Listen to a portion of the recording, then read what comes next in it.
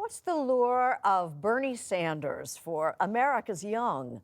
Some thoughts from Time Magazine national correspondent Charlotte Alter, author of the new book, The Ones We've Been Waiting For.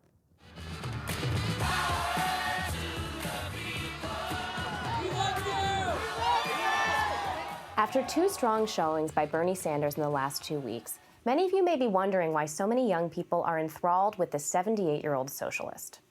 Here's the thing.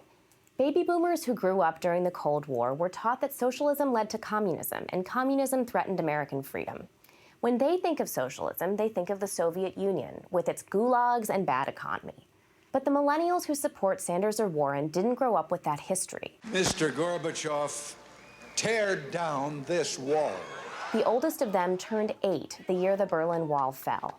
To many of them, socialism means universal health care, child care, and free college, like in many parts of Europe. In fact, for many people my age, it's runaway capitalism, not creeping socialism, that's had the worst impact on our lives.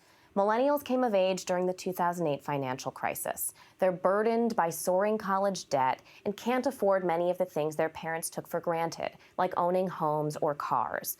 They're confronting a climate crisis that will leave parts of the world uninhabitable for their children. That's why they're tilting to the left. I'm not arguing in favor of democratic socialism. I'm a journalist, not an activist. But I do think that many Americans fundamentally misunderstand the trend. When millennials say they're socialists, they mean they want to elect leaders who will address the affordability crisis in housing, healthcare, childcare, and college tuition, and move aggressively on climate. And yes, they want higher taxes on the wealthy to pay for it.